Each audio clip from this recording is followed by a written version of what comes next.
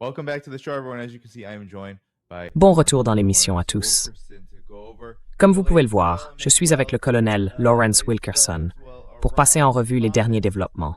L'Iran avait promis de riposter contre les pays qui coopèrent avec les sanctions décrétées dans le cadre de la soi-disant opération, ou plutôt, devrais-je dire, du simple jour J, l'opération de sanctions des États-Unis contre l'Iran.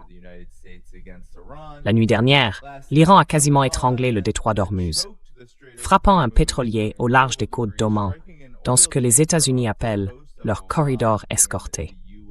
Et un seul navire a réussi à passer au cours des dernières 24 heures.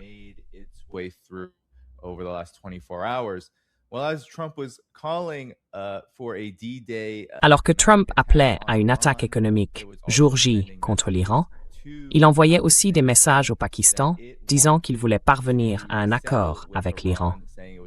Il disait qu'il allait lever le blocus et les sanctions en échange de la réouverture du détroit d'Ormuz. Il semble déjà, colonel Wilkerson, et je sais que c'est un sujet qui vous préoccupe beaucoup, que les États-Unis étendent cette guerre à l'échelle mondiale. C'était déjà une guerre mondiale, et la Chine a senti venir ces sanctions qui la visent. Elle a dit qu'elle ne se conformerait pas aux sanctions de Trump, et elle est parfaitement consciente d'être prise pour cible ici.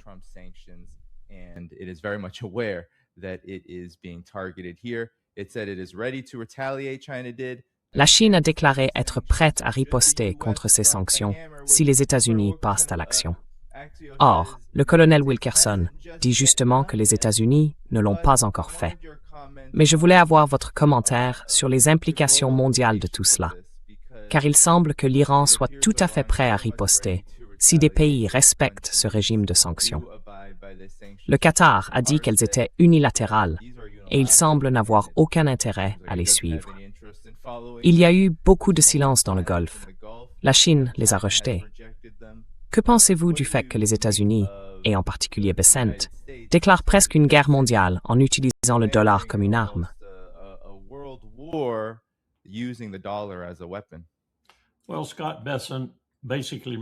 Eh bien, Scott Bessent s'est complètement ridiculisé, tout en montrant qu'il n'est pas très intelligent. Et je le sais depuis le début, depuis qu'il s'est mis à faire des pronostics sur les affaires économiques et à sortir certaines des déclarations idiotes, stupides, voire carrément folles qu'il a pu faire.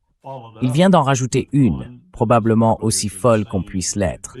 Il a menacé, il a dit que ces sanctions, pour ainsi dire, pourraient signifier que toute personne qui ne s'y conformerait pas serait exclue de l'ordre international fondé sur le dollar. Hey Scott, vous vous êtes réveillé récemment? Vous vous êtes levé à 5 heures du matin pour lire les journaux, peut-être? Ou même pour regarder les bases de données du renseignement que cet idiot de Langley est censé vous fournir.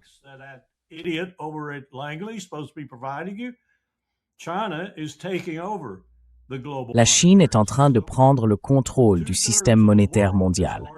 Les 2/3 du monde ont déjà accepté cette prise de contrôle et passent à toutes les places boursières de matières premières qu'elle utilise, soit en recourant à un panier de monnaie sur lequel ils se sont tous mis d'accord. Et vous allez voir Modi et les BRICS en parler lors du sommet en Inde en septembre. La Chine avance très, très lentement parce qu'elle veut faire les choses avec prudence afin de remplacer complètement le dollar. Et leur motivation ultime, enfin je devrais dire l'une de leurs motivations ultimes, selon Xi Jinping qui a publié tout cela, contrairement à nous, c'est de mettre fin aux sanctions américaines, parce qu'ils ont lu le rapport.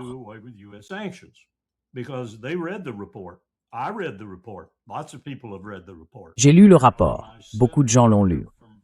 Apparemment, mon sénateur, ici en Virginie, a lu ce rapport qui affirme que depuis 1972, les sanctions approuvées et imposées par l'OFAC à d'autres nations et à des populations dans le monde ont tué 38 millions de personnes. Réfléchissez-y un instant. On savait que 500 000 enfants étaient morts en Irak durant les 10 années de sanctions liées au programme Pétrole contre nourriture de l'ONU. Madeleine Albright les a écartés d'un revers de main et a dit que cela valait la peine de tuer tous ces enfants pour se débarrasser de Saddam Hussein. Mais on ne savait pas qu'il y avait 38 millions de victimes. C'est du même ordre que Mao Zedong et la révolution culturelle.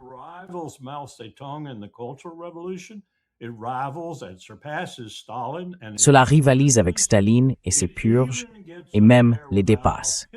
Cela atteint même le niveau d'Adolf Hitler pendant la Seconde Guerre mondiale. Alors merci États-Unis. Vos sanctions ont tué autant de personnes dans le monde. Et d'ailleurs, le rapport dit aussi très justement à mon avis, puisque la moitié du monde est composée de femmes, que la moitié de ces personnes étaient des femmes et que beaucoup étaient des enfants. En Irak, comme je l'ai dit, c'était presque tous des enfants qui sont morts à cause de ces sanctions draconiennes, dont Saddam Hussein n'avait absolument rien à faire. Et c'est ça que font les sanctions. Elles ne s'en prennent pas aux personnes que vous visez, aux dirigeants et aux autres contre lesquels vous êtes en colère.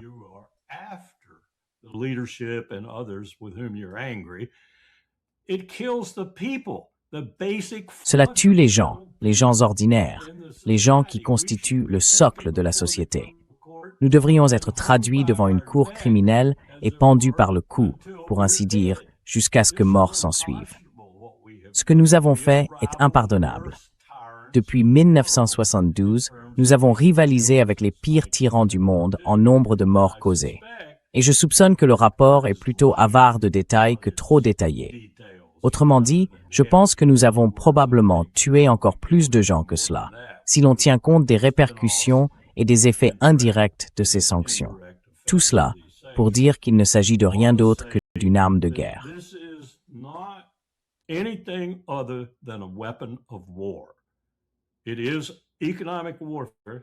C'est une guerre économique que nous déclarons. Cela fait partie intégrante de l'incapacité de Trump à faire quoi que ce soit avec les instruments normaux de la guerre. Comprenez, l'armée de terre, la marine, l'armée de l'air, les marines, et ainsi de suite. Et il ne peut pas. Je pourrais entrer dans les détails sur les raisons pour lesquelles il ne le peut pas. Parce que depuis George W. Bush, et dans une certaine mesure Bill Clinton avant lui, nous avons manipulé l'armée américaine d'une manière qui produit 3 effets vraiment spectaculaires.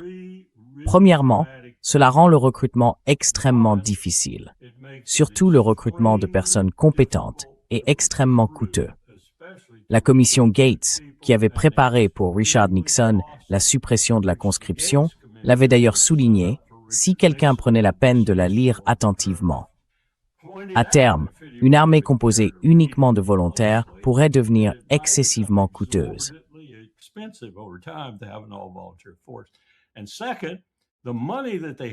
Et deuxièmement, l'argent qu'ils ont dépensé sans qu'il aille aux gens, ce qui représente une énorme part du budget, par chaque jour. L'argent qu'ils ont dépensé, ils l'ont consacré principalement à hauteur de 51 à 52% à des sous-traitants. Réfléchissez-y une minute. Lockheed Martin, RTX, Boeing, Grumman, tous ces types ont reçu 52% de ce qui représente désormais plus d'1 trillion de dollars. Et la troisième raison, c'est que personne ne sait ce qu'il fait au Pentagone. Cela inclut le général Kane, le président des chefs d'état-major interarmés et tous les chefs des différentes armées. Tous, y compris le CNO, qui est bien sûr, d'une certaine manière, responsable de Brad Cooper, cet idiot d'officier de guerre de surface qui est dans le Golfe à la tête du commandement central. Nous avons donc un Pentagone totalement dysfonctionnel, à propos duquel Hegseth disait savoir.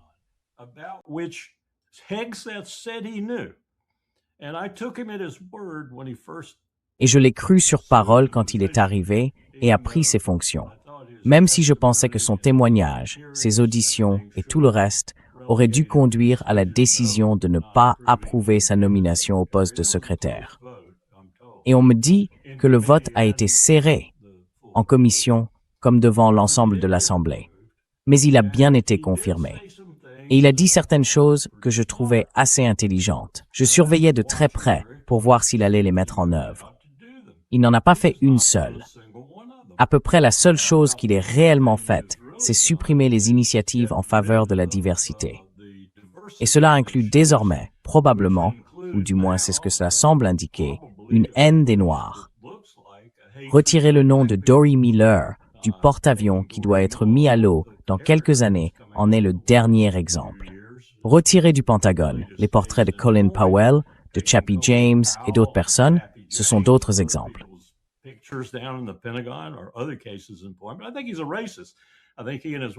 Je pense que c'est un raciste. Je pense que lui et sa femme sont tous les deux des racistes qui se cachent. Mais quoi qu'il en soit, il n'y a eu aucune amélioration. Et Danny, je peux remonter aux premières réductions sous le président Powell, quand H.W. Bush a ordonné une baisse de 25% des effectifs militaires américains. Puis les Aspen est arrivé avec Bill Clinton lors de la première année de son premier mandat et a encore réduit de 3%. Et je peux vous montrer non seulement comment nous avons fait ce que nous avons fait pour donner au peuple américain, comme l'a dit H.W. Bush, un dividende de la paix après la fin de la guerre froide. Mais ce que nous avons fait, c'est tuer la base industrielle de défense, en faisant passer le nombre de sous-traitants qui réalisaient environ $1 milliard de contrats avec le Pentagone au cours d'un exercice budgétaire à environ 6.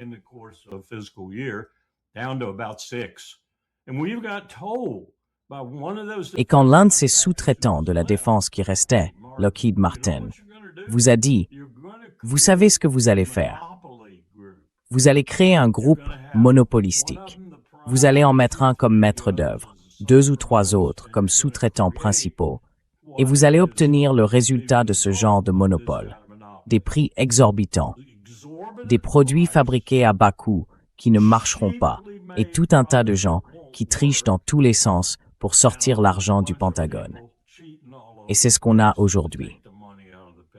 Mais le plus gros problème qu'on a aujourd'hui, c'est cette armée entièrement composée de volontaires qui seraient incapables de se sortir d'un sac en papier mouillé. On a commencé à le démontrer en Afghanistan et en Irak, et on le démontre de manière éclatante partout ailleurs. Parce que quoi?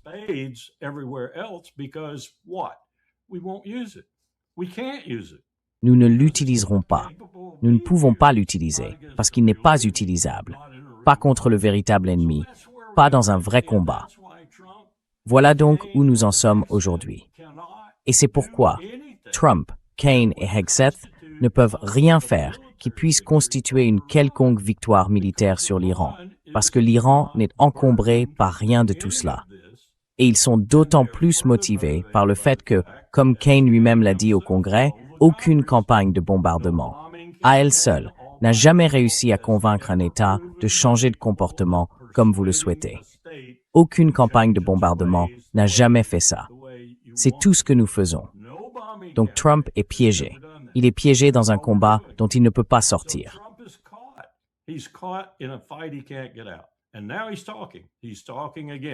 Et maintenant, il parle. Il parle de nouveau. Il n'a aucun diplomate impliqué là-dedans. Il n'a pas de diplomate, mais il a des gens qui discutent. Et certaines des personnes qui interviennent comme tierce ou quatrième partie sont en fait des diplomates. Donc je pense qu'il essaye désespérément, en coulisses, de parvenir à une sorte de solution diplomatique. Et ce dont vous avez parlé dans votre introduction en fait partie. Les véritables éléments, m'a-t-on dit, ce sont les discussions en cours entre les Omanais, les Pakistanais, les Iraniens et d'autres acteurs intéressés avant tout à ce que le détroit d'Ormuz ne soit pas autant fermé au trafic. Et il l'est actuellement.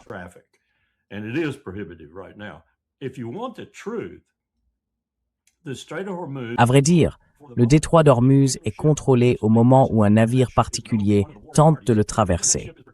Ce navire est connu de l'une des parties belligérantes et il est protégé par cette partie ou, à l'inverse, attaqué par l'autre. C'est la seule manière dont le détroit fonctionne actuellement. Et il n'est réellement ouvert à personne. Mais s'il est ouvert à 2 États,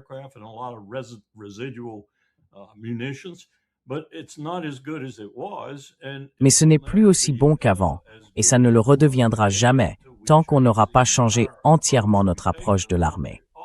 Notre armée est défaillante. On en a la preuve. Nous ne pouvons pas battre l'Iran. On ne pourrait pas battre l'Iran, même si on y engageait toute l'armée, avec tous les milliers de milliards de dollars derrière. On ne pourrait pas les battre. Donc, il faut faire autre chose. C'est ce qu'on essaie de faire aujourd'hui. Et Trump devient assez désespéré à l'idée d'y parvenir. Et j'ajoute une note de bas de page. Bibi Netanyahou fait tout ce qu'il peut pour tout faire foirer dans ce qu'on entreprend, parce qu'il y voit une reddition. Peu importe de quoi il s'agit, une solution diplomatique, même une solution militaire bâclée et malgré tout approuvée. Tant que ce régime ne tombera pas en Iran, Netanyahou n'acceptera pas ce qui se passera. Il se suicidera avant.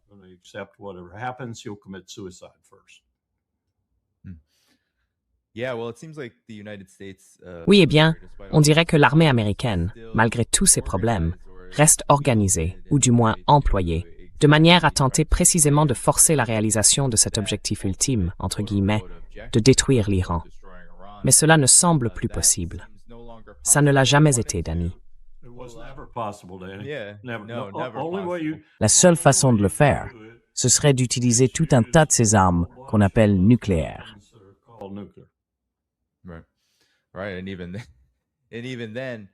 C'est ça. Et même dans ce cas, je ne pense pas que les armes nucléaires vont convaincre les Iraniens qu'ils devraient, d'une manière ou d'une autre, se placer sous la domination des États-Unis.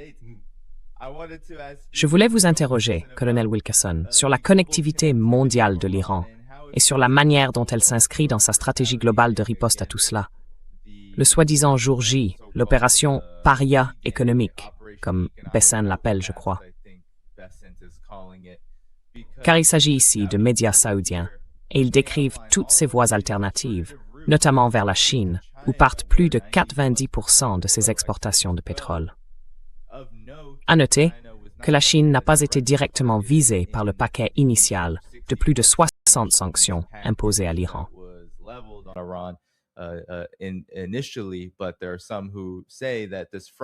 Mais certains disent que ce vendredi, l'institution dont Besant parlait et qui sera sanctionnée pourrait être une banque chinoise.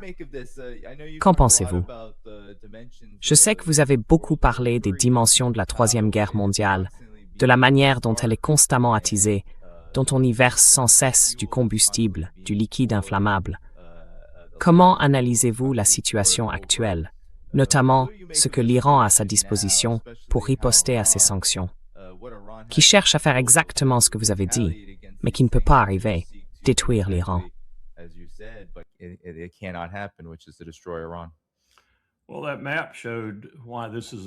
Eh bien, cette carte a montré pourquoi c'est impossible. Et si Mark Carney est capable de dire ce qu'il dit et de faire ce qu'il fait, ce qui à mon sens est monumental, Mark Carney prouve que le Canada n'a pas besoin des États-Unis. Et cela prouve que cette puissance orientale, cette puissance qui se déplace inexorablement vers l'Ouest, est en fait en train de triompher à l'échelle mondiale. Et tant que vous avez cette puissance derrière vous et à vos côtés, j'emploie ces deux mots avec prudence ou de façon descriptive, parce qu'elle n'est pas seulement derrière eux, c'est la voie ferrée qui arrive directement à Téhéran.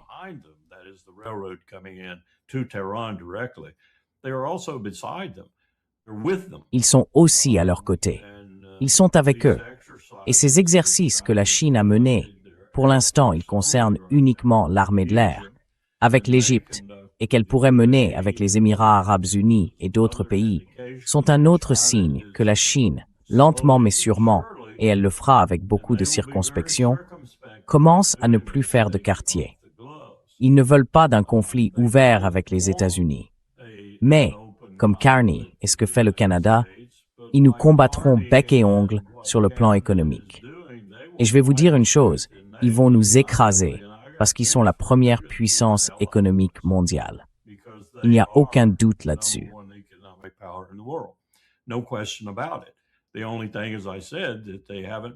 La seule chose qu'ils n'ont pas encore faite, comme je l'ai dit, et que Xi Jinping a déclaré être en cours, c'est de remplacer SWIFT, de remplacer l'ordre mondial fondé sur les États-Unis et le pétrodollar, de se débarrasser de tout cela parce qu'ils y voient non seulement quelque chose de contraire aux politiques de leur initiative, la ceinture et la route, surtout en matière de développement.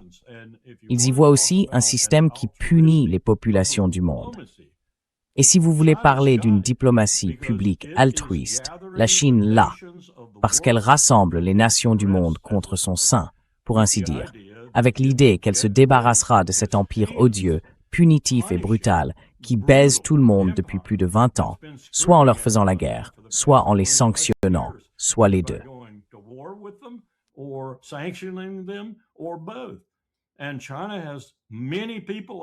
Et la Chine compte beaucoup de gens qui n'attendent que de dire « j'en suis ». Et c'est ça qui va faire basculer l'Empire. Le Seigneur Sith va être chassé de son siège et Dark Vador aussi. On ne peut pas continuer à s'opposer aux 2/3 du monde et aux 2/3 du PIB mondial, qui constituent désormais ce qui relève de la sphère chinoise. Et nous avons forcé une grande partie de ce mouvement. Là-dessus, il n'y a aucun doute.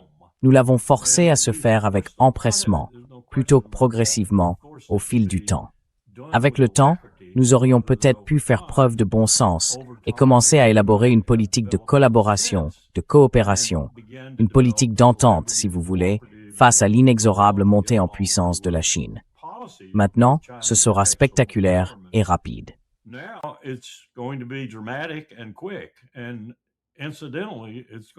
Et accessoirement, cela va coïncider, je pense très dangereusement, avec la situation intérieure de l'Empire, aux États-Unis, qui est elle aussi en train de s'effondrer, essentiellement. Et la façon dont cela va se produire, dont cela va se dérouler, personne ne peut le dire. Steve Bannon en reparle même. Vous vous souvenez peut-être que Steve Bannon était celui qui parlait du premier coup d'État et que tout le monde devait se préparer au coup d'État, celui du 6 janvier, lors du premier mandat. Eh bien maintenant, il dit, vous devez faire quelque chose. Vous devez faire quelque chose pour vous assurer que ces élections soient d'une manière ou d'une autre contrôlées.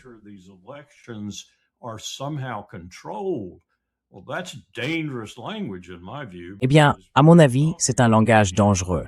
Parce que ce dont il parle, selon moi, je ne le sais pas, mais je le soupçonne, c'est d'une manière ou d'une autre de mobiliser les pouvoirs de Trump et les pouvoirs républicains en particulier, pour empêcher la perte inévitable du pouvoir, au moins dans l'une des deux chambres, sinon dans les deux, et certainement la possibilité d'une procédure de destitution contre Trump. Donc, nous sommes face à une situation intérieure que Trump aggrave considérablement par son manque d'attention, sauf là où il a intérêt à être attentif. Et nous sommes face à une situation internationale où il compromet vraiment son propre avenir par ce qu'il fait en Iran et dans une certaine mesure par ce qu'il laisse se produire en Ukraine.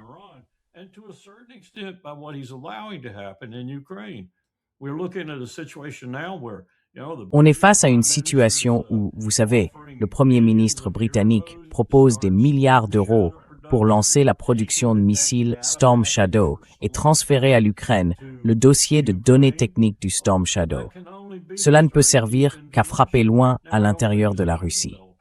Je ne pense pas que cela se mette en place à temps, parce que la patience des Russes est à peu près ce qu'elle a toujours été. Et ils avancent sans relâche, et ils vont obtenir ce qu'ils veulent, c'est-à-dire principalement le Donbass. Ils ont aussi fermé le port d'Odessa et le port qui l'accompagne. Donc je pense que le conflit ukrainien va simplement rester un bain de sang atroce jusqu'à ce que les Européens, Donald Trump et les autres se réveillent et fassent quelque chose pour endiguer les plaies là-bas.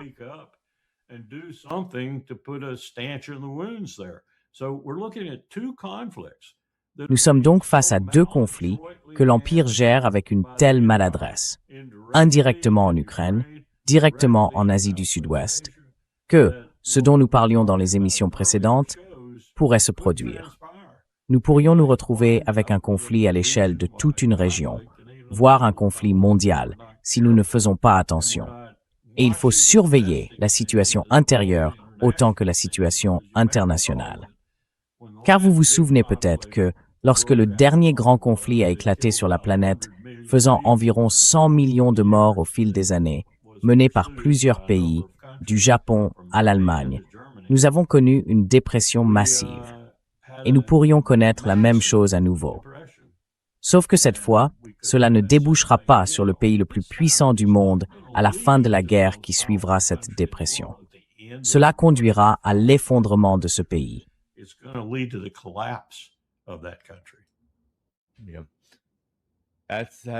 Oui, enfin, toutes les données et tous les faits vont dans ce sens, colonel Wilkerson. Et voici les informations sur la Chine auxquelles vous faisiez référence. la Chine a menacé de riposter contre les États-Unis et a indiqué qu'elle ne renoncerait pas à sa coopération avec l'Iran après que les dernières sanctions de l'administration Trump ont visé des entreprises en Chine et à Hong Kong, qui fait partie de la Chine, soit dit en passant. C'était un reportage intéressant. Au fait, Danny, c'est comme se mordre la main. Je veux dire, nous obtenons tellement de choses dont nous avons absolument besoin. De Chine. Oui, exactement. Exactement.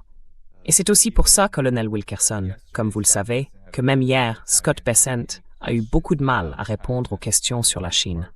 En grande partie parce qu'il est très difficile d'essayer d'exclure l'économie la plus importante du monde, surtout du système du dollar, qui repose dans une large mesure sur la circulation des matières premières chinoises.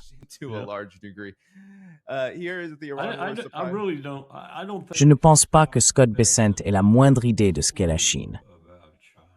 Vraiment pas. Je ne pense pas qu'il ait étudié le sujet. Je ne pense pas qu'il se soit vraiment penché dessus. Je ne pense tout simplement pas qu'il connaisse quoi que ce soit à la Chine.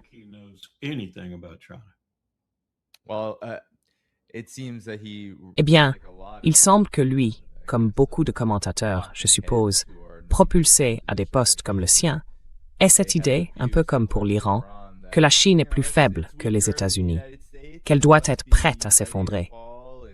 Ce n'est pas comme les États-Unis. Ce n'est pas un ami, donc ça veut dire que ce doit être mauvais. Ça veut dire que ce doit être prêt à tomber.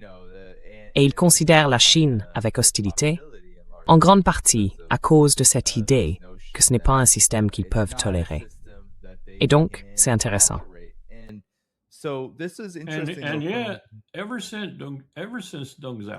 Et pourtant, depuis Deng Xiaoping, et c'était mon premier voyage en Chine, en 1984, mon tout premier voyage en Chine, depuis Deng Xiaoping, ils sont de meilleurs capitalistes que nous. C'est ça le vrai coup de théâtre. Et ils sont de meilleurs capitalistes que nous sur deux plans. Premièrement, pour faire des profits et pour savoir ce qu'il faut faire pour y parvenir. Deuxièmement, pour assurer une surveillance. Nous n'avons plus aucune surveillance. Nos capitalistes sont prédateurs. Ils peuvent prendre tout ce qu'ils veulent. Ils peuvent faire tout ce qu'ils veulent. Bill Clinton a lancé le processus. Je crois que Clinton a dit, c'est presque une citation exacte, l'ère du grand gouvernement est terminée. Il avait raison.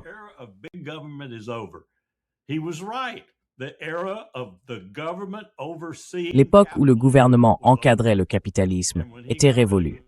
Et quand il a supprimé Glass-Steagall, ça a été son acte final. Alors nous sommes les pires capitalistes du monde. Nous sommes prédateurs. Prédateurs envers notre peuple, prédateurs envers le système. Nous produisons des produits médiocres au prix maximum pour tout. La Chine exerce un contrôle. La Chine punit réellement les patrons prédateurs. En fait, parfois de manière draconienne, elle les punit. Les princes, vous savez. Donc leur capitalisme est bien plus efficient et bien plus efficace que le nôtre. C'est ça qui nous irrite vraiment. Si vous creusez un peu, c'est ça qui nous irrite vraiment. Ils nous battent à notre propre jeu.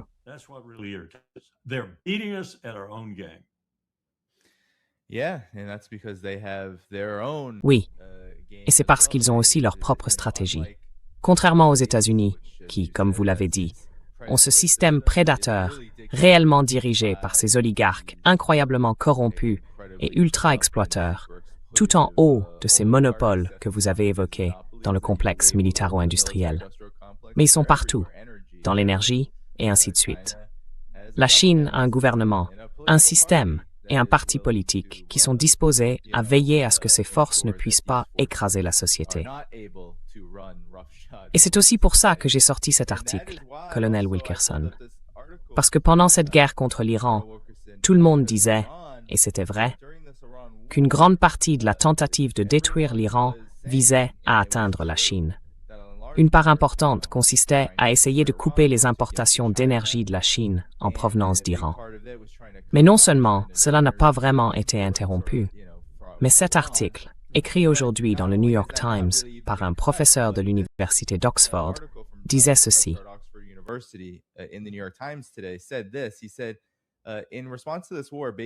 Il a déclaré, en réponse à cette guerre, Pékin a adopté une stratégie de grande ampleur pour réduire son exposition, diversifier ses sources d'approvisionnement, afin de limiter la part du pétrole venant du Moyen-Orient, et a commencé à constituer ce qui est aujourd'hui considéré comme les plus grandes réserves mondiales de pétrole brut, à peu près équivalentes à celles des États-Unis et du Japon réunis. La Chine a poussé très activement au passage des voitures particulières des énergies fossiles à l'électricité, devenant de très loin le plus grand marché mondial des véhicules électriques aujourd'hui. Et elle étend cette transition aux camions. La production d'électricité repose presque entièrement sur des sources d'énergie nationales, comme le charbon, le nucléaire, l'hydrogène, et de plus en plus l'éolien et le solaire. Cette stratégie de long terme a été soumise à une véritable épreuve dans le monde réel par la guerre en Iran, et on peut soutenir que cela arrive très tardivement, colonel Wilkerson. La seule chose que je changerais, c'est que je dirais qu'il a réussi haut la main. Oui, haut la main. Et peut-être que ça n'a même jamais été considéré comme un test, parce que quand j'y étais, les gens disaient que ça avait toujours été le cas. C'est ce qu'on fait. La Chine ne veut pas dépendre de l'énergie extérieure, parce que cela la rendrait très vulnérable face à la guerre avec l'Iran.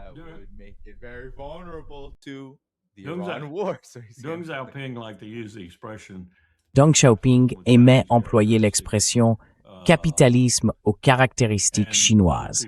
Et d'autres personnes disaient, en hochant la tête au fond de la salle, « le capitalisme aux caractéristiques communistes ».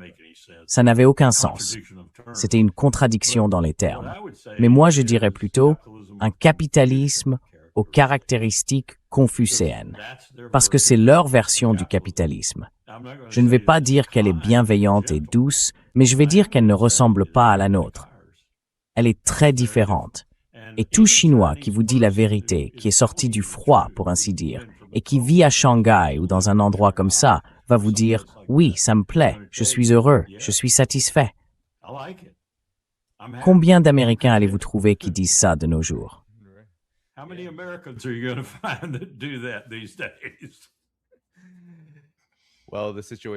Eh bien, la situation est absolument horrifique aux États-Unis aujourd'hui. Vous savez, 24,9%, je crois, de chômage réel ou de chômage ajusté, si l'on compte ceux qui vivent avec des salaires de misère. Je suis sorti hier d'un supermarché Giant complètement sidéré par les prix. J'achète à peu près les mêmes courses toutes les 2 semaines. D'habitude, j'en ai pour environ 260-265 $. Hier, c'était 327 $. Les mêmes courses.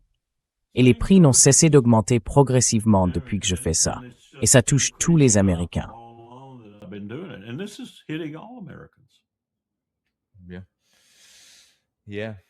Oui, oui. Alors, colonel Wilkerson, la question est la suivante. Vous avez mentionné Benjamin Netanyahou. Enfin, c'est une guerre mondiale. Vous avez dit que c'était une guerre régionale. Cela semble être une tentative de l'administration Trump de détourner l'attention de l'aspect militaire de tout cela. Mais en même temps, il y a, faute d'un meilleur terme, des pièges partout, y compris, comme vous l'avez dit, en Israël. L'administration Trump, même si elle le voulait, et je ne suis pas certain que ce soit le cas, veut-elle sortir de la guerre avec l'Iran? Et même si elle le voulait, le pourrait-elle, étant donné qu'elle a elle-même mis en place tous ces pièges, presque de manière si commode que les forces du complexe militaro-industriel ne peuvent qu'en saliver? Que pensez-vous de la situation?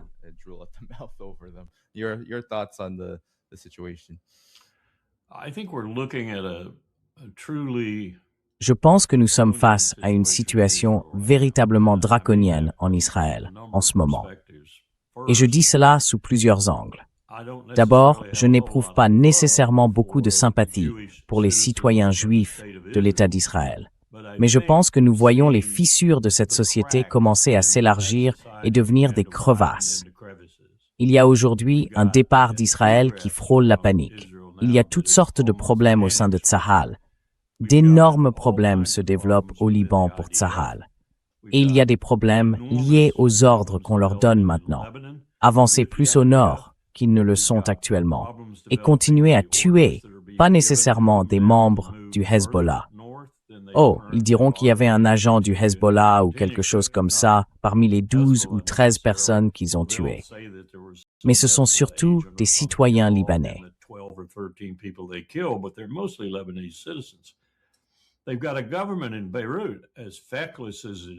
Ils ont un gouvernement à Beyrouth qui, aussi impuissant soit-il, se réveille assez tardivement face à ce qui se passe au sud de chez eux. Et ils ont un Bibi Netanyahou qui ne se contente pas de narguer le pouvoir de Beyrouth, ou en gros de le défier. Il défie aussi Erdogan. Et maintenant, en Syrie, il le défie en face, avec ce type d'Al-Qaïda Shara qui dirige là-bas. Entre Israël, avec ses menaces d'un côté, et Erdogan, avec ses menaces de l'autre, Israël attaque même des actifs turcs à l'intérieur de la Syrie. Et vous savez qu'est-ce que vous voulez faire? Je vais continuer à faire ça quand Erdogan se plaint. Et puis, par-dessus le marché, il y a ce qui se passe au Kurdistan avec Barzani et ses gars. Je ne sais pas à quel point Erdogan est impliqué là-dedans. Je sais qu'ils avaient de plutôt bonnes relations avec les Kurdes là-bas.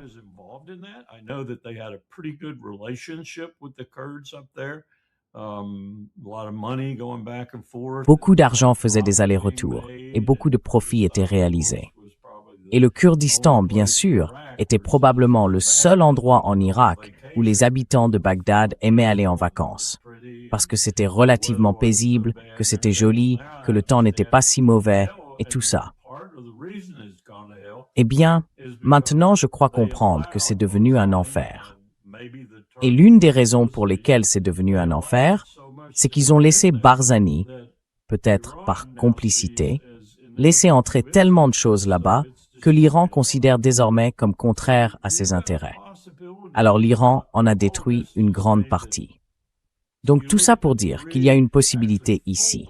Vous regardez les 4 groupes différents de Kurdes, ceux d'Iran, ceux d'Irak, ceux de Syrie. Et puis vous regardez ceux du sud-est de la Turquie, et vous vous dites, Erdogan doit vraiment être préoccupé maintenant par nous et par ce que nous essayons de faire avec ces groupes kurdes.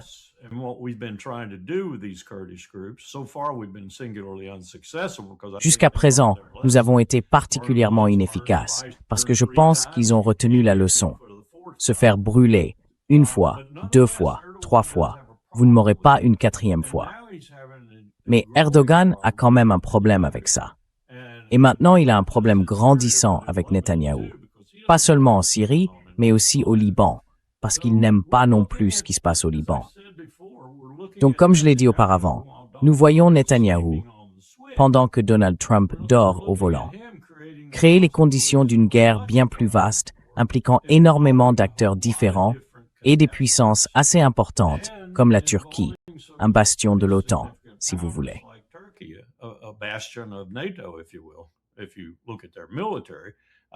Si vous regardez leur armée, je ne pense pas qu'elle soit un bastion par son affinité idéologique avec l'OTAN. Mais c'est une armée puissante. Donc, une fois encore, vous avez Netanyahou pendant que Trump dort au volant et pendant que Jared Kushner revient de chez l'homme à tout faire.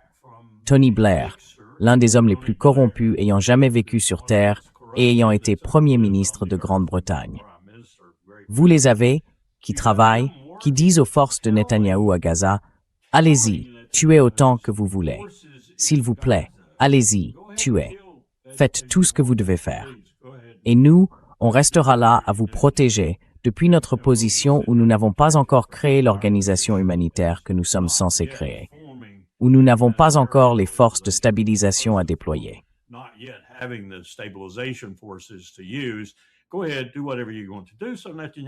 Allez-y, faites tout ce que vous voulez faire.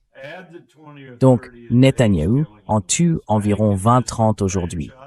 Ajoutez les 20 ou 30 par jour qu'il tue en Cisjordanie, en les chassant de leurs maisons, de leurs fermes, de leurs oliveraies et de tout le reste, et ce qu'il fait concernant les colons, et vous avez un homme qui a perdu la tête. Mais il a perdu la tête d'une manière très politiquement avisée, parce qu'il sait que les citoyens juifs d'Israël ne voteront pas pour lui s'il ne fait pas tout ça. Alors regardez le désastre que nous soutenons. que nous laissons se poursuivre pour que Jared Kushner puisse gagner quelques milliards de dollars de plus. C'est, vous savez, inadmissible. S'il y a une affaire contre Israël devant la Cour pénale internationale, nous devrions être sur le banc des accusés avec eux.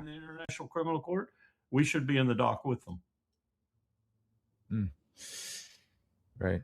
Oui, et Jared Kushner, si j'ai bien compris, n'occupe aucune fonction officielle. He has no appointed position No, inside of the Trump no administration. security clearance, no Non, position. pas d'habilitation de sécurité, pas de fonction. Du moins, c'est ce qu'on m'a dit hier. Je crois que Witkoff a au moins obtenu une habilitation de pure forme et qu'il a été nommé envoyé spécial ou quelque chose comme ça. Mais Kushner, lui, c'est quoi au juste? Petit-fils en chef? Papa en chef? Je ne sais pas ce qu'il est, mais il est un peu comme ça. Enfin, je ne dirai rien. J'allais dire quelque chose à propos de la femme de Hegseth. Vous savez, je pense que tous les deux. Je pense que sa femme a une véritable influence sur lui. Et je pense qu'ils sont tous les deux, ils doivent le cacher. Ils ne peuvent pas l'assumer ouvertement. Ils sont tous les deux racistes, particulièrement à l'égard des Noirs. They're both racist, particularly with respect to blacks. Yeah, that wouldn't be a shock. Oui, to me, ça ne me surprendrait pas, Well, colonel Wilkerson. Revenons aux sanctions contre l'Iran et à cette idée que la guerre économique remplacerait l'intervention militaire. Est-ce que les sanctions fonctionneront cette fois-ci, colonel Wilkerson? Certains soulignent que les sanctions secondaires peuvent être, entre guillemets, efficaces en affamant une économie. Mais l'Iran affirme être prêt, non seulement à exercer des représailles contre tous ceux qui y participeraient, mais aussi à faire face à ses propres besoins et problèmes intérieurs. Qu'en pensez-vous? Est-ce que ça marchera cette fois-ci? What's your thoughts about this? Will it work this time? Well, as long as that, Eh bien, tant que cette ligne ferroviaire de l'initiative des nouvelles routes de la soie arrive par la frontière orientale et va jusqu'à Téhéran, ce qu'elle fait, et tant que la mer Caspienne est là, la plupart des ports ne sont qu'à environ 120-130 km au nord de Téhéran, et que les Russes utilisent cette mer pour acheminer toutes les fournitures dont l'Iran a besoin, que la Chine l'utilise aussi, et qu'elle utilise le chemin de fer, je ne vois pas comment les sanctions. Et revenons un instant en arrière. Regardons le JCPOA. Vous vous souvenez de l'équipe qui s'est réunie pour conclure le JCPOA? Elle comprenait la Russie et la Chine. Et la Russie et la Chine le soutenaient pleinement. C'est pour cela qu'Obama avait un levier.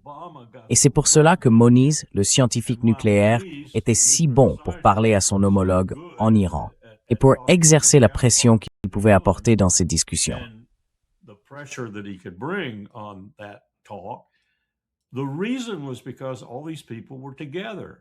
La raison, c'est que tous ces gens étaient unis, et pour la première fois, ils étaient tous regroupés, et selon eux, ils agissaient dans leur intérêt. C'est-à-dire qu'ils appliquaient les sanctions contre l'Iran jusqu'à ce que le JCPOA puisse être mis en œuvre. Donc vous aviez toutes ces parties qui faisaient ce qu'elles faisaient à l'époque. Maintenant, regardez ce qu'elles font. Et je vous pose la question, qui les a fait changer? L'Empire. Enfin, vous savez, aujourd'hui, cette unité qui avait forcé les Iraniens à conclure un bon accord est totalement désintégrée. Et qui s'est débarrassé de cet accord? L'Iran, Donald Trump, et qui essaie de conclure un accord qui surpasserait celui-là parce qu'il déteste qu'un homme noir ait été à la Maison-Blanche et qu'il abhorre le fait qu'il ait remporté un succès diplomatique pendant qu'il y était. Voilà. Et maintenant, il a tout foutu en l'air. Enfin, vous savez, ce type est son pire ennemi. Il n'y a aucun doute là-dessus. Il est son pire ennemi.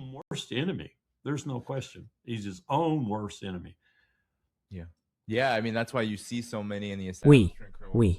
Je veux dire, c'est pour ça que tant de gens de l'establishment, comme vous l'avez souligné, s'insurgent contre la destruction du JCPOA et contre les conditions sur lesquelles les États-Unis opèrent aujourd'hui. Parce que le JCPOA était moins favorable à l'Iran et bien plus favorable aux États-Unis. Et maintenant, les rôles se sont complètement inversés. C'est l'Iran qui dit désormais qu'il dictera les conditions. Et les États-Unis, sous Trump. Bien sûr, Trump essaie, je pense, de donner l'image que ce sont les États-Unis qui dictent les conditions. Il va même jusqu'à affirmer que le Détroit est désormais un territoire américain et qu'ils ont déminé toute la zone. Vous avez probablement vu ça aujourd'hui. Toutes les mines ont été retirées. La marine américaine n'a même pas, vous savez, elle n'a même pas mis les pieds dans le détroit d'Ormuz depuis le 28 février, la dernière fois que j'ai vérifié. Since February 28th, last time I checked.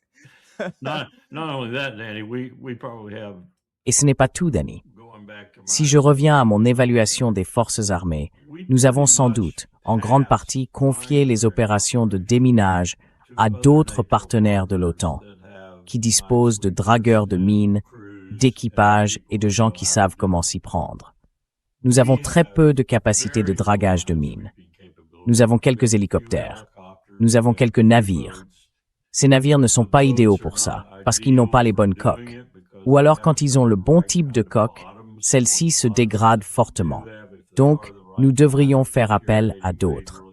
Et c'est une des raisons, je pense, pour lesquelles Hegseth, Kane et Trump ont effectivement dit quelque chose à ce sujet. Il n'a pas pris les dragueurs de mines comme exemple, mais il aurait pu. C'est pour ça qu'il reproche à l'OTAN de ne pas apporter d'aide dans le Golfe Persique, parce que c'est là que se trouvent beaucoup de ses capacités très spécialisées. A lot of this esoteric capability is when we cut forces in NATO. Quand nous avons réduit les forces de l'OTAN, quand nous les avons réduites jusqu'à l'os, on s'est dit, bon, nous n'avons pas besoin de dragueurs de mines, nous n'avons pas besoin de brise-glace, nous n'avons pas besoin de tel ou tel aspect de ce que nous maintenons à grands frais en Europe, parce que les Finlandais s'en chargeront, les Suédois s'en chargeront, les Norvégiens s'en chargeront, les Français s'en chargeront, les Britanniques s'en chargeront. Même si, pour ces derniers, ce n'est pas vraiment ils s'en chargeront, parce qu'aujourd'hui, les Britanniques ne pourraient pas combattre une puce et gagner. Mais c'est ce que nous avons fait. Nous avons réparti toutes ces missions spécialisées entre d'autres partenaires alliés, en partant de l'idée que, si nous devions mener la Grande Guerre, ils assureraient ces fonctions. Eh bien, cela veut dire que vous ne pourrez pas assurer cette fonction lorsque vous partirez faire quelque chose de votre côté. Voilà où nous en sommes. Do something on your own. That's where we are. Yeah. Yeah, that is indeed where we are. Oui, You know, oui, c'est bien là où nous en sommes. Vous savez, colonel Wilkerson, la question du dollar est devenue très importante. Maintenant que Scott Bessent, à de nombreuses reprises lors de sa déclaration d'indépendance économique au jour de la libération, CNBC a publié ceci sur la Chine qui se protège contre les sanctions de Washington. La chaîne a aussi parlé du propre système de paiement interbancaire transfrontalier de la Chine, le CIPS. Pants ferry, United Swaps de Vise. Is directives de Mosma. IP, on entend le Breitawo, et multilatéral. Bilateral and multilateral partnerships to flourish. How ineffective Oui. then Alors, à quel point ces sanctions seront-elles inefficaces si les plus grands pays, et on peut y inclure la Russie aussi, parce qu'elle participe à beaucoup de ces initiatives, si les plus grands pays qui s'allient et considèrent l'Iran comme un partenaire majeur, n'y ont aucun intérêt. Non seulement ils n'y ont aucun intérêt, mais ils cherchent activement à construire une alternative à ce système. On a l'impression que les États-Unis ne peuvent pas vraiment faire grand-chose, à moins de faire ce que Scott Bessent a dit ne pas vouloir faire exploser l'économie mondiale. do, which is blow up the world's economy. Yeah, he can protest all day long. Il peut protester toute la journée. Comme je l'ai dit plus tôt, il ne comprend pas ce que fait la Chine. Il ne comprend pas le système financier mondial. C'est ça qui m'inquiète. Et laissez-moi vous donner un bon exemple. La Banque des règlements internationaux, pour laquelle nous nous sommes battus longtemps afin d'y avoir un représentant, et nous en avons un, a publié une note il n'y a pas si longtemps, si mes souvenirs sont bons. C'était il y a environ un an. Et il disait qu'il y a quelque part. Je me trompe peut-être un peu sur la précision des chiffres, mais je n'en suis pas loin. Il y a environ 60 000 milliards de dollars dans le monde qui ne sont absolument garantis par aucun actif physique tangible. Réfléchissez-y un instant. Il y a environ 60 000 milliards de dollars qui circulent dans le monde sans être adossés à aucun actif physique.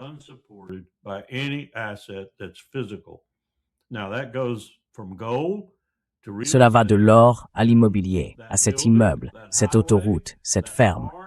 Enfin, rien ne garantit cet argent. Ils viennent de publier un nouveau rapport qui est en quelque sorte clandestin parce qu'il est difficile de se le procurer. Ce nouveau rapport dit que cela a doublé. Il dit aussi que non seulement cela a doublé, mais que ce qu'ils peuvent observer, c'est ce qu'on appelle l'économie blanche. Dans l'économie noire, dont Misha Glenny a très bien parlé dans son livre McMafia, il disait qu'à un moment donné, lorsqu'il a écrit ce livre, il y a environ 20 ans, ou même davantage, elle représentait environ 5 000 milliards de dollars. C'est l'argent noir, c'est l'économie noire. Cela va du trafic d'êtres humains au trafic d'organes, en passant par la drogue et tout le reste. Eh bien, aujourd'hui, on est à environ 12 000 milliards de dollars. Et cet argent est blanchi dans des endroits comme, oui, Tel Aviv.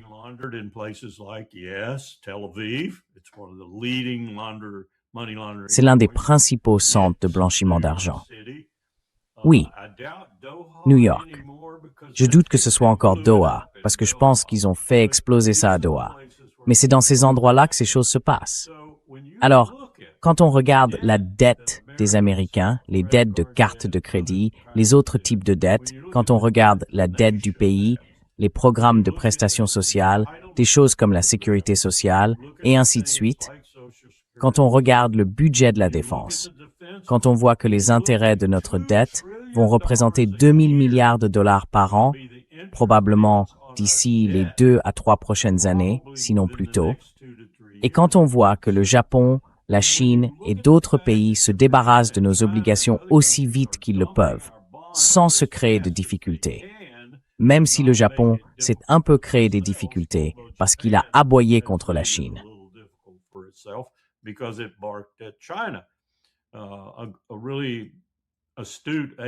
Un érudit asiatique particulièrement perspicace l'a formulé ainsi récemment. Il a dit « Le Japon a aboyé contre la Chine et regardez ce qui s'est passé. Le yen s'effondre. L'Ukraine a aboyé contre la Russie. Regardez ce qui se passe. Et qui a dressé les deux chiens à aboyer? L'Empire. » Il a raison. Il a raison. Nous tuons nos alliés avec notre système et nos échecs aussi vite que nous, ou peut-être pas aussi vite que nous tuons nos ennemis, parce que nous ne tuons pas nos ennemis, sauf les femmes et les enfants. Enfin, les écoles, les hôpitaux et d'autres choses que nous bombardons en Iran, ce qui est tout simplement inadmissible. Denis, toute cette guerre aérienne est un crime de guerre. C'est un crime de guerre. Des bombardements indiscriminés. Ils peuvent les qualifier de ciblés tant qu'ils veulent. Ce n'est pas le cas. Ça frappe tout, partout dans le monde. Une partie par accident, probablement, mais une autre délibérément. Toute cette guerre est un crime de guerre.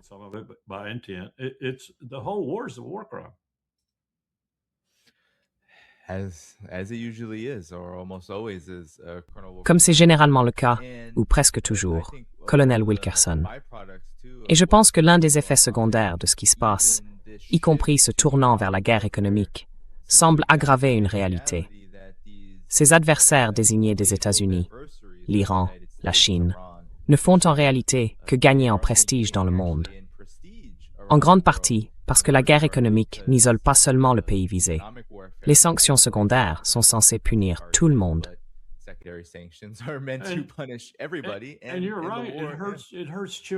Et vous avez raison. Ça fait souffrir les enfants. Ça fait souffrir les familles. Ça fait souffrir des gens qui n'ont aucune rancune contre vous. En fait, il y a un aspect de tout ça qui me brise le cœur.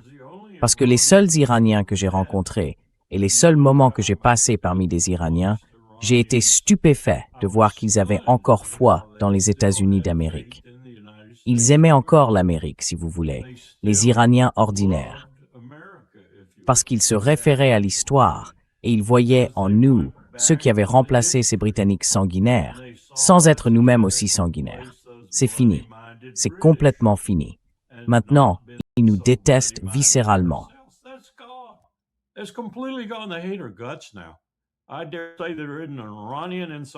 J'ose dire qu'il n'y a pas un seul Iranien en Iran qui ne nous détestent pas profondément.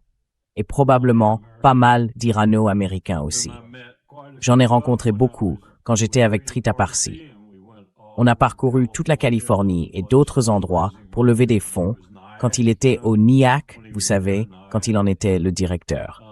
C'était de bonnes personnes, des dentistes, des médecins, des obstétriciens, toutes sortes de gens, partout en Californie. Je parie qu'eux aussi nous détestent maintenant, parce que la plupart ne voulaient pas de solution militaire. Vous savez, quelques-uns étaient partisans des Pahlavis. Quelques-uns disaient « D'accord, ce régime doit tomber, mais nous ne voulons pas de guerre. » Presque à l'unanimité. Pas de guerre. Pas de guerre.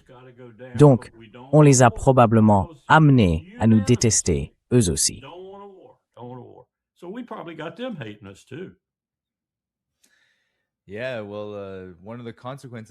Eh bien, l'une des conséquences, semble-t-il, des guerres menées par les États-Unis à l'ère de la compétition entre grandes puissances, comme certains l'appellent, c'est que ces guerres continuent d'éroder toute forme de légitimité de l'Empire américain, à tel point que ces forces, qu'il s'agisse de relais ou simplement d'une opposition politique qui préférait voir s'installer dans le monde, et surtout dans leur pays, comme en Iran, un mode de gouvernance plus favorable aux États-Unis et à l'Occident, se retrouve réduite au silence, voire bascule dans la direction opposée. Parce que ce sont les États-Unis qui mènent réellement les attaques, plutôt que les gouvernements si décriés et assiégés par la propagande américaine et occidentale.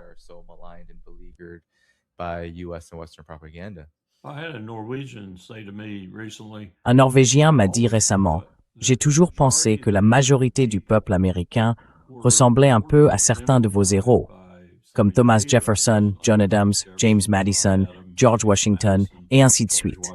Ce que le MAGA a fait m'a fait changer d'avis. Vous êtes des païens. C'est l'image que nous renvoyons aujourd'hui au monde. Peu importe le nombre de bonnes personnes qui restent peut-être en Amérique. Et je continue d'affirmer qu'au moins 60% d'entre nous sont des gens à peu près corrects. Ce sont les 40% restants qui, bon sang, nous mènent à notre perte.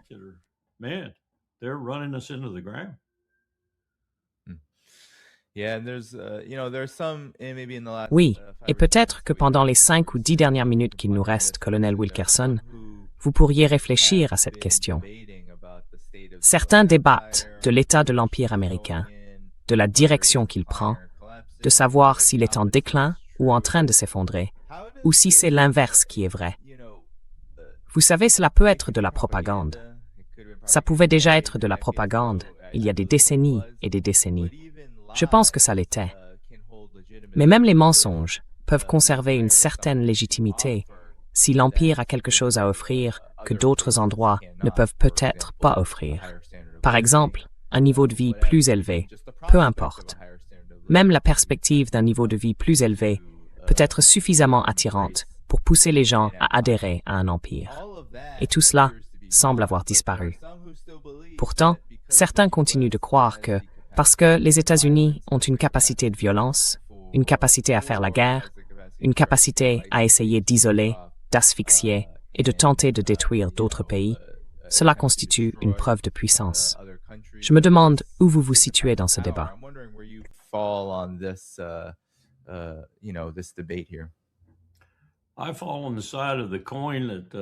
Je me range du côté de la pièce que le livre de David McCullough dépeint très bien dans John Adams. Je venais de relire ce livre. J'ai remarqué qu'il n'y avait ni annotation importante dans les marges, ni passage surligné.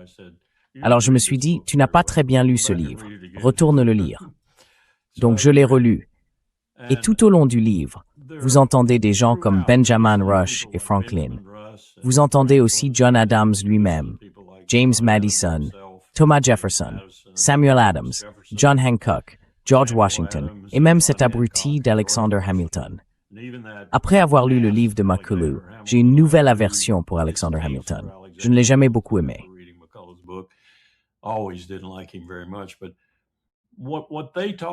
Mais ce dont il parlait, c'était de la promesse que ce pays avait montrée au monde, grâce à ce que nous avions fait à l'Empire britannique. Et je ne peux pas vous dire à quel point ça se reflétait, sans préciser que l'Empire britannique n'était pas perçu très favorablement. Il y avait beaucoup de choses. Il y avait l'Inde, finalement, et la façon dont les Indiens avaient été si maltraités, le racisme. Il y avait la traite des esclaves, dans laquelle les Britanniques, bien sûr, avaient une place prépondérante, jusqu'à ce qu'ils aient enfin un Premier ministre qui décide d'inverser la tendance.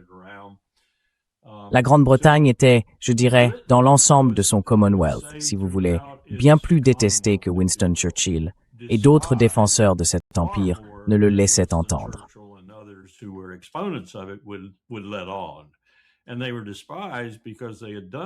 Et ils étaient méprisés parce qu'ils avaient commis des choses aussi abominables que ce qu'ils ont fait en Iran, par exemple. À un moment donné, ils prélevaient environ 95% des profits que le pétrole rapportait à l'Iran. Des sommes astronomiques pour l'époque, environ 40 milliards de dollars américains, juste après la guerre. Cet argent allait directement au trésor britannique. Cela explique mieux que toute autre chose les tentatives de Mossadegh pour nationaliser le pétrole. Donc, ils étaient honnis, ils étaient détestés, ils étaient méprisés. Niall Ferguson peut écrire toute la journée dans ses livres que la Grande-Bretagne était un endroit merveilleux. Ils étaient détestés, ils étaient méprisés. C'est là où nous en sommes aujourd'hui.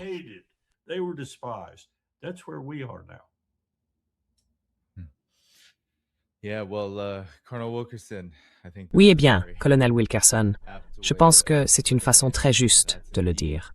C'est effectivement là où en sont les États-Unis aujourd'hui. Un dernier mot, colonel Wilkerson, avant de nous quitter, sur l'état de la guerre contre l'Iran. Voyez-vous une reprise des actions militaires, malgré toutes ces tentatives des États-Unis de se précipiter vers une sorte de nouvelle normalité, faite de guerre économique, et peut-être de repousser le problème à la prochaine administration, ou au moins jusqu'en novembre.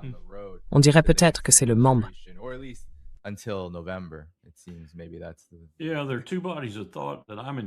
Oui, je rencontre en ce moment deux courants de pensée sur ce sujet. Je ne sais pas encore où je me situe, ou si j'en ai un troisième. Le premier, c'est que Trump va se calmer, faire semblant de mener une diplomatie, passer les élections, puis relancer la guerre, d'une manière ou d'une autre. Dieu nous en préserve, avec des armes nucléaires après Noël, disons, ou après les élections. L'autre courant de pensée, c'est qu'il est tellement désespéré qu'il va faire pression, encore et encore et encore, et peut-être lâcher Netanyahou, afin de rendre cette pression encore plus existentielle.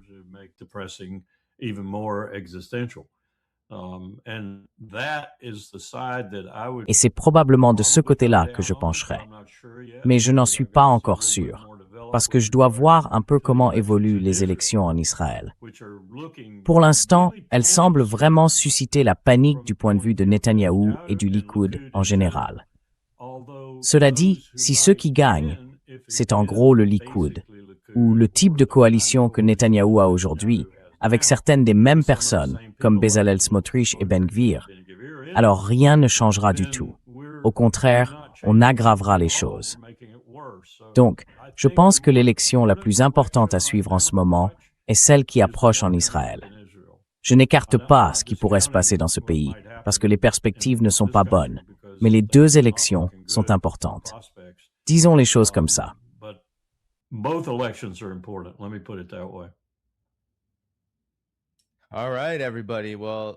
Très bien, tout le monde. Je veux simplement remercier tous les nouveaux membres ici.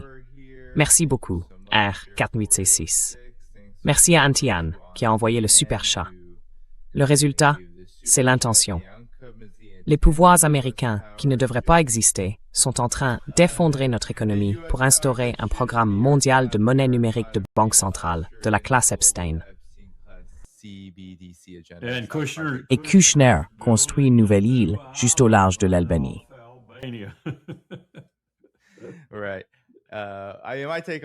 Oui, globalement, je pense que c'est vrai. En revanche, je ne suis pas certain que ce résultat soit intentionnel. Je pense qu'il est peut-être simplement le seul possible. Peut-être que c'est le seul que si on les appelle la classe Epstein, ces oligarques, ils sont prêts à, et peut-être même pas, poursuivre, faute de quoi, il faudrait appeler ça autrement. can Isn't it- pursue. Lest we isn't call it- it something different. Isn't it amazing how N'est-ce pas incroyable de voir comment cette guerre stupide et insensée a relégué Epstein, non seulement au second plan, mais carrément au four? Et c'était peut-être en partie l'intention de and Trump. maybe that was part of Trump's intent. Everybody hit the like button before you go. Tout le monde, cliquez sur le bouton j'aime avant de partir. Ça permet de remercier le colonel Wilkerson pour son temps, en donnant plus de visibilité à l'émission et à l'algorithme de YouTube, afin que davantage de personnes voient notre conversation une fois qu'elle sera terminée. Tous les moyens de soutenir cette chaîne sont dans la description de la vidéo ci-dessous. Substack, Patreon et bien d'autres. Demain, je serai en direct à 16h, heure de la côte Est, avec Larry Johnson, notre ami commun, de temps en temps ensemble. Un dernier mot, colonel Wilkerson, avant que je mette fin au direct? Non, continuez votre bon travail. Très bien. Prenez soin de vous, tout le monde. À demain, le 26 août, à 16h, heure de la côte Est. Everybody, see you tomorrow, August 26th, 4 p.m. Eastern. Salut. Prends soin de toi.